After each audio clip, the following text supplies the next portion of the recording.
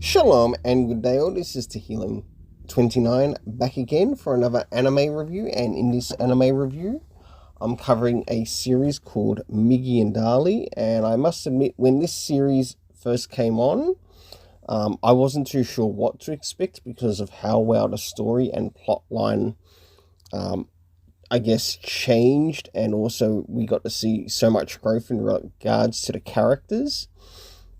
So I'll give you a bit of a synopsis of what the series is about, and then I'll move into the area of the episodes, to which there are 13 episodes. I do want to point out that there will not be a second season to this, because the person who actually created this series also passed away, and there's a bit of, I guess, a memento or memorandum or a dedication to the person who created the series in the last episode. And it's really sad to know, but out of it, I definitely got something that I enjoyed. So, time to jump into the synopsis. After finally adopting a child, the Sonoyamas were unprepared for the mystery that would soon unravel. Hitori seems to be the perfect son for his loving parents. He's handsome, intelligent, grateful for his new lavish life, but he has a dark secret. Hitori is actually the twins, Migi and Dali, pretending to be one boy, and they have a terrifying motive behind their hidden identity. I'll now move into the area of the episodes, to which I'll get to speak a bit about each of the episodes. And I also hope you enjoy some of the pictures that I came across too. There should be a little bit of video footage as well in relation to the series, but it's just mainly the what you see with the opening and endings for this particular series, and I hope you enjoy that too. And I don't know how long this video is going to be, so I hope you enjoy as I share on this particular series that I have come to enjoy. So episode 1 is called Migi and Dali. We pretty much get the synopsis from what we get from the beginning of the main synopsis in relation to this. So the twin boys, Migi and Dali, live in an orphanage until they are adopted by a wealthy couple in the location of Oregon. That's actually how it's placed. And in this particular first episode, this is where we mainly see the character of Migi at work, and we have Dali in the background, and whilst we end up seeing the Sonoyamas encountering Migi and Dali, it's not long after this that they make the decision to actually take home Migi, not knowing that he has Dali with him. And in the process, we do get to see quite a bit of, I guess, interaction between the two, as they even have thoughts about the people who have actually adopted them. Like, did they adopt them for cruel means or for something else? So it's really nice seeing that. If I were to guess the characters' ages, I'd probably say maybe pushing to 11 to 12 years old. But when we start to reach the end of this series, to which there is a bit of a time skip at the last episode, if I were to roughly guess their ages then, I'd probably say pushing towards maybe 17, 18. But let's get to the main part of the story. So jumping into episode 2, which is called Welcome Party. Now, Migi and Dali have been fully accepted as members of the Sanayama family. Well, mainly Migi, because he's representing the child as Hattori within the story. And he's sort of like the front man within the story. And whilst this is occurring, we have Dali sort of like investigating the place. That also happens in the first episode as well. And they have a bit of suspicion that, okay, with Dali coming across these wigs, he thinks that they might actually be wigs from people that they may have killed, but it turns out to be completely different. So in the welcome party, this is where we're introduced to a number of the neighbors, and we end up coming across the character known as Eiji, who they'll get to basically be in school together. But before that actually occurs, there's sort of like an event that comes up in the next episode, and it sort of reminds me a little bit like Boy Scouts of how it's sort of set up.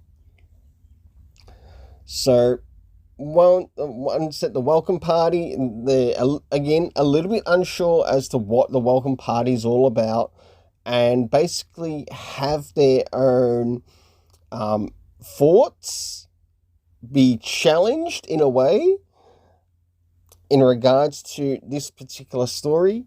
And as we start to learn more and more in the story, we do discover why they did choose to be with this couple, because it would help them actually solve their own mystery or case around the death of their mother. And of course, the first people that sort of like come to their mind is, of course, the Sanayamas.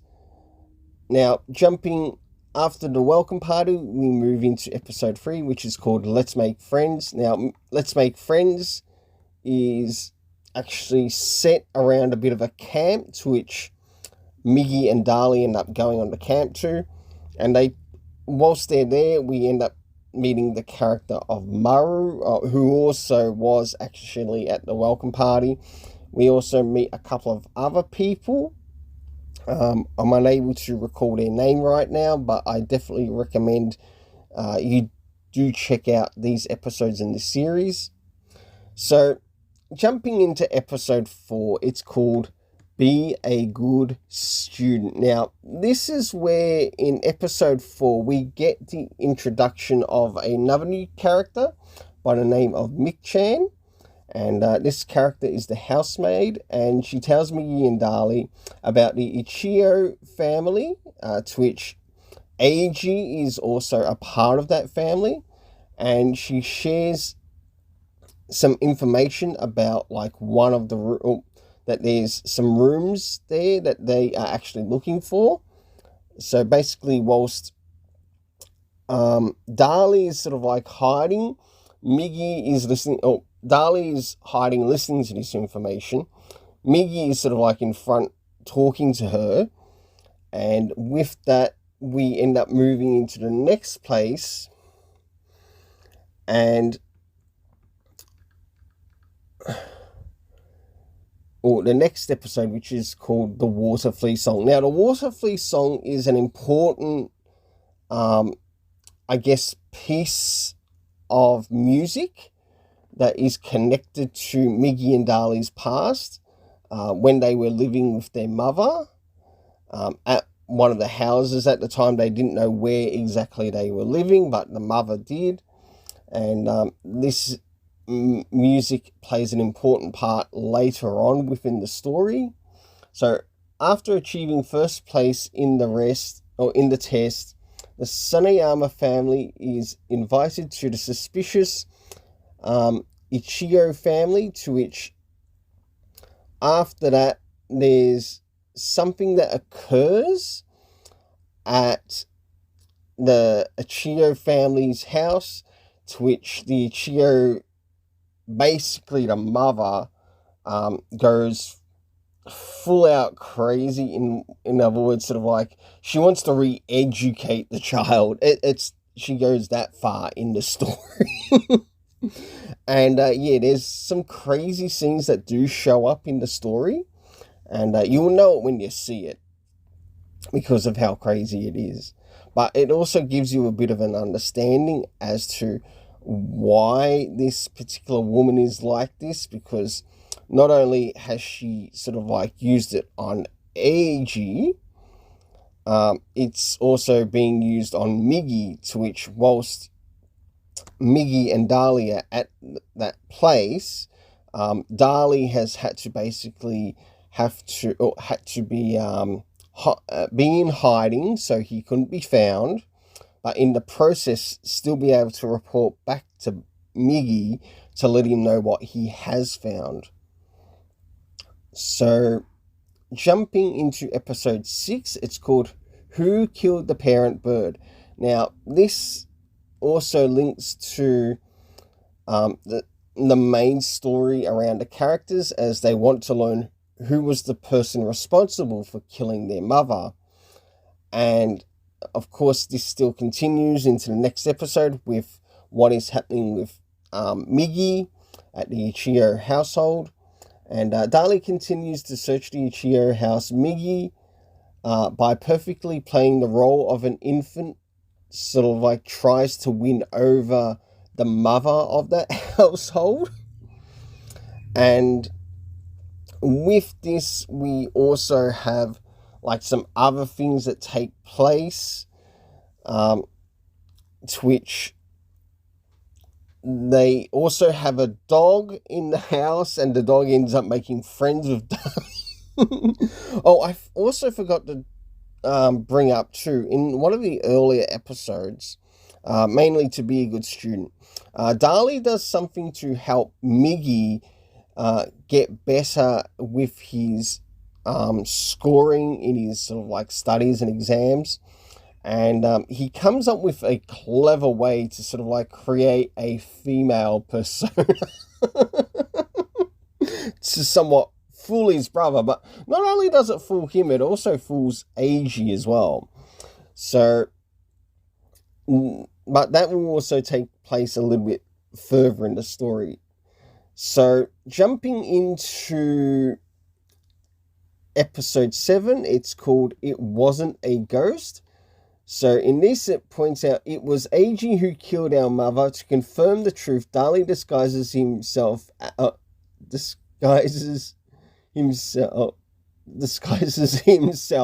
as Sali and begins to use his Sali persona to learn more about his information and if he was actually responsible for the murder. So at the time, he learns that his mother, in a way, told him that what he was experiencing was basically like a fever dream. So, and in a way, even though he was told it must have been a ghost, that was what his mind processed at the time when he was younger. And it's not until a little bit later on that they realize, oh, okay, what's happening there?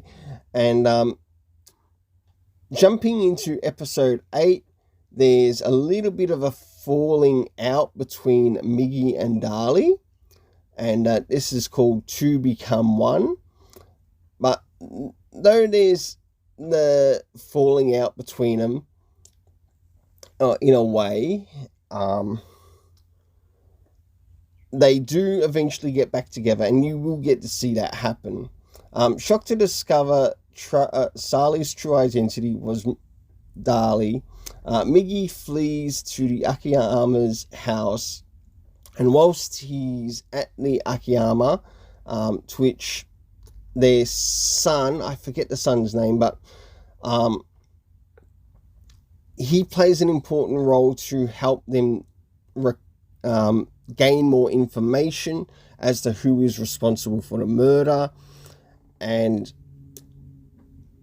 we also learn in this time that there's sort of like a bit of an event that's taking place, and in this, of course, the twins dress up in costume for like Halloween and whatever, and we do come across an event which we do get Eiji saving Migi from something that falls, and what was meant for Migi, Eiji takes his place on the stage, and this is where episode 9 comes in, which is called Kill, Kill, Kill, Kill, Kill. Well, kill times 5.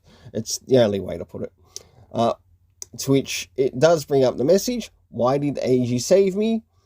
To find out the reason, Migi is Migi in a disguise. He visits Eiji's house, and whilst they go to visit Eiji once again, they manage to gain a little bit more information, to which this is where they learn about some of the things that not only the mother has had planned, and if anything, we learn that the mother's plan basically concerns basically getting the whole area or the whole suburb or whole village of Oregon under her grip. And this just sort of like fires them up to sort of like think of a way. And we do learn that in the next one, which is episode 10, Beavers versus Mother Ichigo. So the mother within this storyline of the Ichigo family household, to which she actually has murdered some people, and in the process, she tries to somewhat set the blame on someone else instead of herself and try to get away with the murder. So for the synopsis, framed as murderers by Reiko, Migi and Dali find themselves unable to reveal themselves and, of course, I guess, find a place of sanctuary, to which they do end up finding a place of sanctuary. I believe it actually might have taken place a little bit earlier. They end up finding a place of sanctuary at a shrine, to which the shrine had some food laid out, and they enjoyed the food, and also left a little bit of a message too. So jumping into episode 11, this is where things really get move into the next lot of events that occur. It's called Upside Down Woman. Reiko, cornered by Migi and Dali, finally begin to speak about Metri. So Metri, who we learn is their Migi and Dali's mother. And in this particular episode, we learn that the wife was unable to have children. And this is why, in a way, she's also had to somewhat adopt or take children. And in this particular episode, we learned that there was something with Metri's birth. I can't give it away. You're going to have to watch the series yourself, because if I talk about it now, it's going to give away the spoiler. But we do learn that because she's unable to give birth, she also wants to take something away from Metri too. You will learn about what it was that she did take away from Metri, even though Metri was practically killed by her, but made to believe that, or made her son believe that he was responsible for her death. So moving into episode 12, which is called Our Revenge.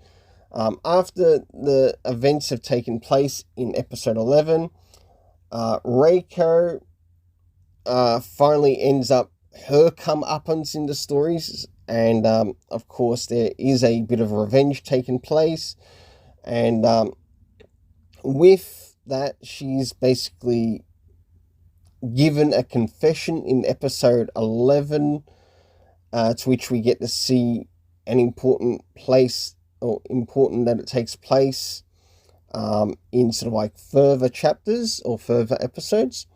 So with our revenge, it's called Migi and Dali, along with others, are trapped in the confinement of a room and gradually smoke from the house because the house is starting to burn down.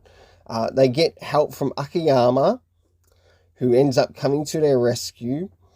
And in the process, they do run and escape. And after escaping from the house, they realize Eiji is still in there. So they now have to go out of their way to save Eiji. Well, in the process, we do also end up getting an event to which Michan does something supernatural in this particular episode. And she's a character who was also killed by the mother of the Ichigo family because of the information that she has learned, and also some of the places in the house that they learned about. So from there, we move into episode 12, and this is where things really hit a high note in the story. And it's also the time in episode 13, the Ichigo house was burned down and the incident was resolved. So in the resolving of the situation, we have Eiji, who confesses to the murder, but in the process of that murder, they end up coming across a videotape to which we have Reiko Ichigo on her tape confessing to the murder, but in that process it also lightens the sentence. Through that, Maruta, who is, I guess, best friends with Karen has to leave with her father and that. And in the process, we have some events that take place just around Migi and Dali. And of course, with them working on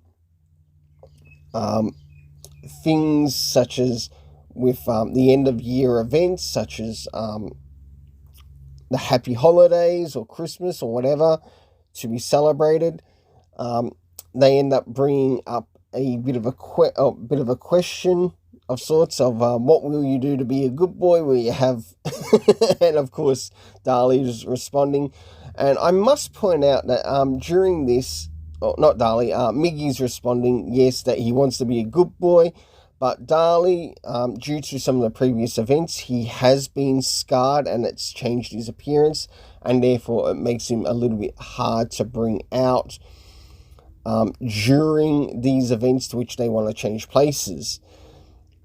So after this, we end up moving into the next little area to which, okay, it's now time to move towards the Christmas time and whatever to be celebrated within the story. And whilst this occurs, we do get to see Dali have a bit of a nightmare of sorts.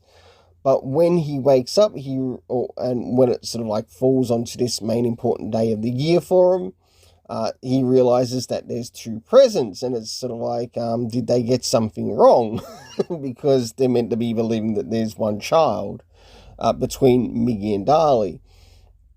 So it's not long after that Migi wakes up.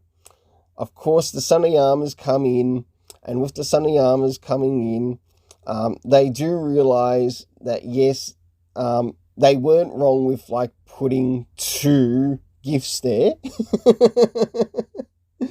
And one of the gifts consists of, I guess, making art with food. And the other one is a science kit. And the science kit is, of course, for Dali, and the other kit is, of course, for Migi. And not long after that, we do get the have both of the characters be introduce themselves to the Sunoyamas as the twins together. But we do as the story progresses a little bit further, this then sort of like finishes like the opening and ending of the song, or the opening and the ending for the series. It's not long after that ending that we get the time skip, and with the time skip, we've sort of like jumped about 5 to maybe 6 years into the future. So the years are around 1993 within the story. And whilst we're in this particular story, it's really nice to see the twins together. And we, of course, get a bit of a reunion with like some of the important characters that played an important role within the story. So we see the return of the Akiyama boy. We see Maruta. We, of course, see the return of Eiji, along with Karen, and I think it was their father as well. And one thing I must point out too, whenever you're watching this, you're really going to need to pay attention to some of the eyes of the characters. It's the only way to put it. And with having a look at the eyes of the characters, you basically learn who is related to who. That's something of importance that you're gonna have to check out and see for yourself. So, as we advance a little bit further within the story, we learn that Dali is actually heading off to university, where Migi is actually basically working on his art pieces. And with that, we end up getting whatever time left with the characters and the family. Eiji has gone back to be with his old man and of course Karen. And we end up seeing the character of Mit-chan again in a spiritual form, and she leaves a bit of a memorandum or dedication piece to the creator of the series, who has passed away by cancer. But overall, I have really enjoyed this series. So now it's time to jump into the area of my afterthoughts of this series. Now, when this series came out, it came out around the same time of the Yuzuki's family's 4 sons, and I decided just to watch the first 2 episodes out of curiosity, not realizing that I would actually come to like it as much as I did. And I must admit, it was a good choice. I'm glad I made the choice to actually watch this series, because out of it, you do get some funny moments, you do get some wholesome moments. There were some moments there that it also made me think that, is there some part of this story that sort of reminds me a little bit like, I guess, one of the Death Note characters? And I mean one of the Death Note characters. Nothing more, nothing less. And just because of how smart one particular person is in the story, and that was mainly Dali. And you can certainly see the time and effort that was put into each of the episode, but also in each of the characters. I must admit, I really enjoyed the voice acting. They practically sold me on the characters who were twins, but we do end up learning something more relationship, or I guess relative-wise, in regards to the twins. Again, I cannot reveal that, because if I reveal that, it's going to give away an important spoiler. So the next area is the supporting characters in this.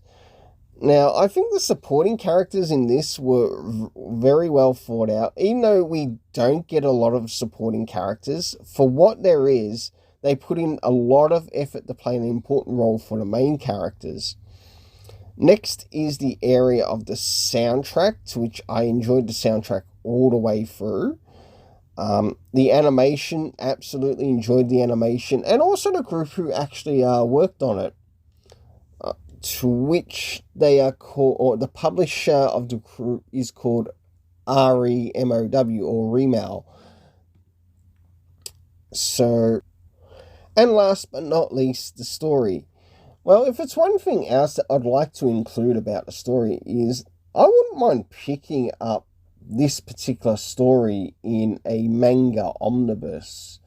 I'd definitely say that it would probably fit in about 2 or 3 omnibuses at most, if I were to guess, because I enjoyed the story that much. So, jumping into the next thing, and that is the area of the rating for this story. So, for the rating,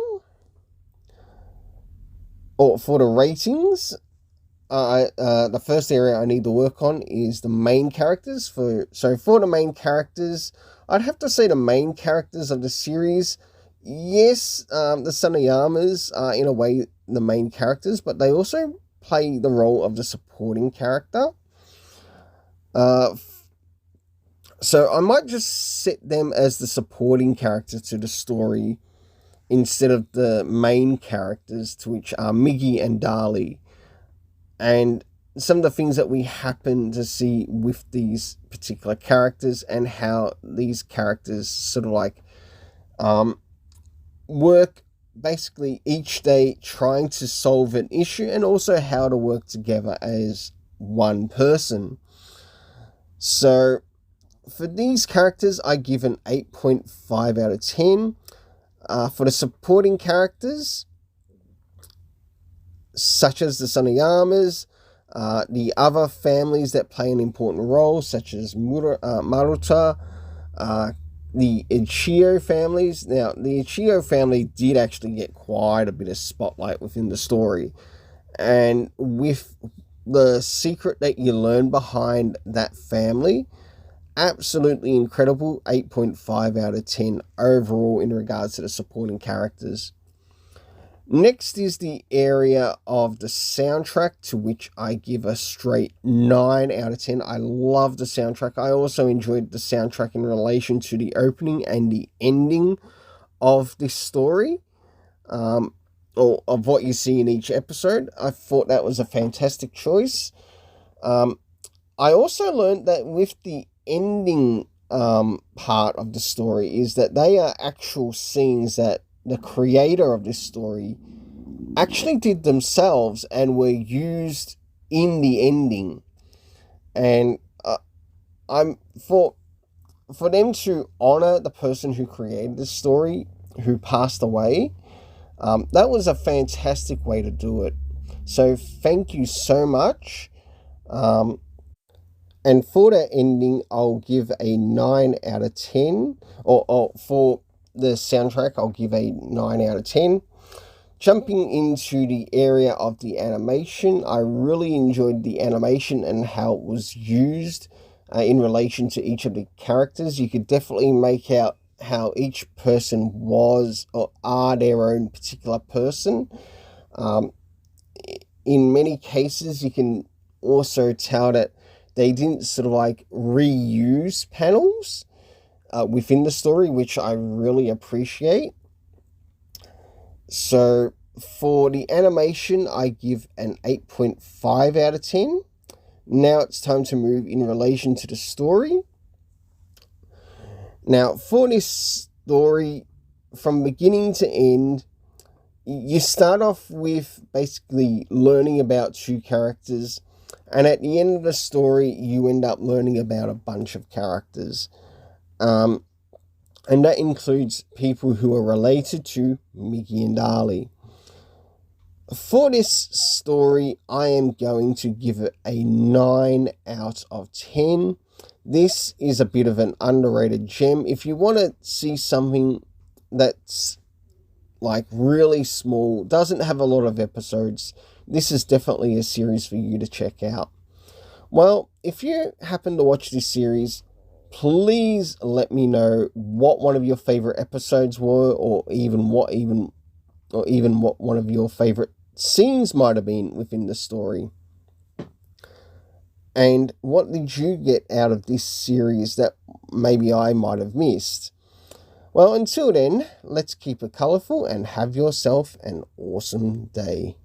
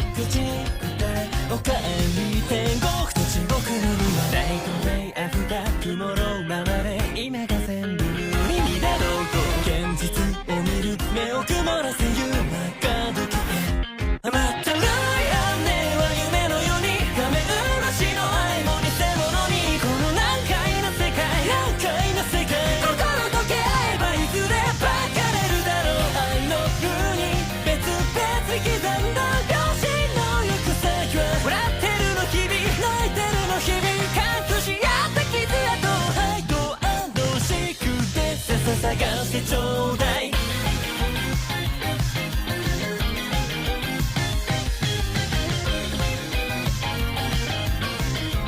邪魔しないでちょうだい